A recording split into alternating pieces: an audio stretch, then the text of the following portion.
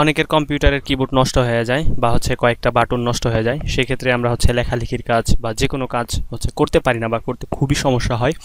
তো এই সমস্যাটার সমাধান আমরা দেখাবো তিনভাবে, যে আপনি স্ক্রিন কিবোর্ড ব্যবহার করে মানে আপনার কিবোর্ডের যাবতীয় কাজ করতে পারবেন। তো হচ্ছে প্রথম পদ্ধতি হচ্ছে আপনি এই স্টার্ট বাটনে যাবেন, গিয়ে লিখবেন EA। হ্যাঁ, EA লেখার পরে দেখবেন এখানে ইজ অফ অ্যাক্সেস সেন্টার আসবে, এখানে আপনি ক্লিক করবেন।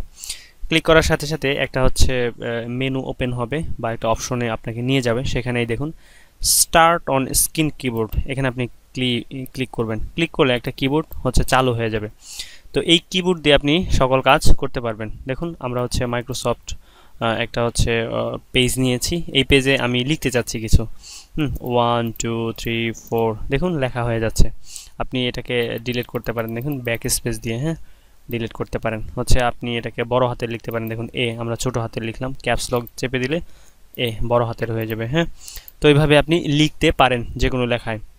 আপনি অ্যারো কি ইউজ করতে পারেন, হ্যাঁ স্ল্যাশ ইউজ করতে পারেন, সব কিছু ইউজ করতে পারেন। তো ধরুন আপনার হচ্ছে EA এই দুইটা বাটনই নষ্ট, তো তখন আপনি কি করবেন, যেহেতু আপনার স্টার্ট বাটনে EA মানে ইজি অ্যাক্সেসটা লিখতে হবে, সেই ক্ষেত্রে হচ্ছে আরেকটা পদ্ধতি আছে আমি দেখাচ্ছি। তো আপনি এই হচ্ছে ডেস্কটপের ফ্রেশ এনভায়রনমেন্টে যাবেন, মানে সব কিছু কেটে দেবেন, কেটে দিয়ে আপনি হচ্ছে মাউস দিয়ে হচ্ছে রাইট ক্লিক করবেন।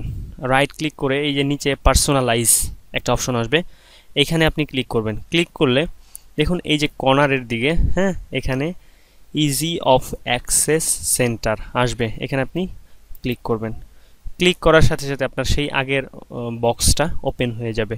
তো তখন আপনি স্টার্ট অন স্ক্রিন কিবোর্ড, হ্যাঁ একই জিনিস, এটাকে আপনি এদিকে হচ্ছে ঠেলে দিতে পারেন, এটাকে বড় ছোট করতে পারেন, হ্যাঁ বড় করতে পারেন আপনার সুবিধা মতো।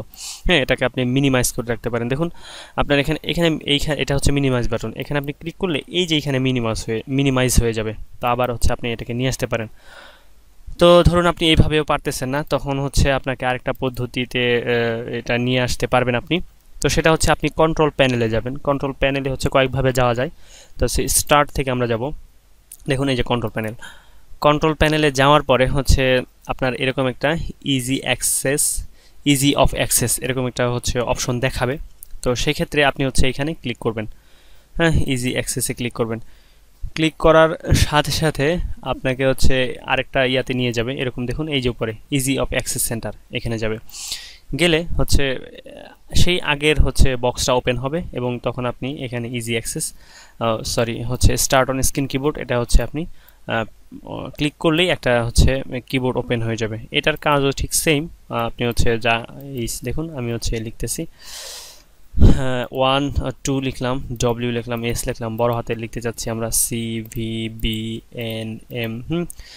আপনি হচ্ছে সব কিছুই করতে পারবেন এই হচ্ছে কিবোর্ড ব্যবহার করে।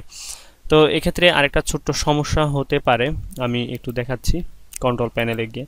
তো ধরুন হচ্ছে আপনি কন্ট্রোল প্যানেলে গিয়েছেন, আপনার অপশনগুলো এইভাবে থাকতে না পারে, হ্যাঁ তো দেখুন এই যেটা ক্যাটাগরি আপনার হচ্ছে স্মল আইকন এইভাবে থাকতে পারে।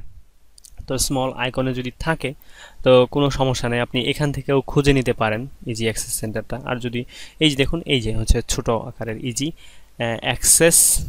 অফ অ্যাক্সেস সেন্টার, এখানে আপনি ক্লিক করুন। ক্লিক করার সাথে সাথে আপনাকে আবার সেই একটা বক্স নিয়ে আসতেছে, নিয়ে আসার ফলে আপনি এখানে ক্লিক করে আবার আপনার হচ্ছে স্ক্রিন কিবোর্ডটা শো করতেছে। তো আমি একটু দেখাচ্ছি, যদি আপনি এইভাবে থাকে মানে স্মল থাকে, আপনি বড় করবেন কি করে। তো এই যে দেখুন ভিউ বাই স্মল আইকন, এখানে আপনি ক্লিক করবেন, ক্লিক করে আপনি ক্যাটাগরিতে যাবেন। তো তাহলে এইভাবে হয়ে যাবে। তো সবাই ভালো থাকবেন, আজকের মতো এই পর্যন্তই। লাইট হাউস অফ বাসুরার সাথেই থাকবেন।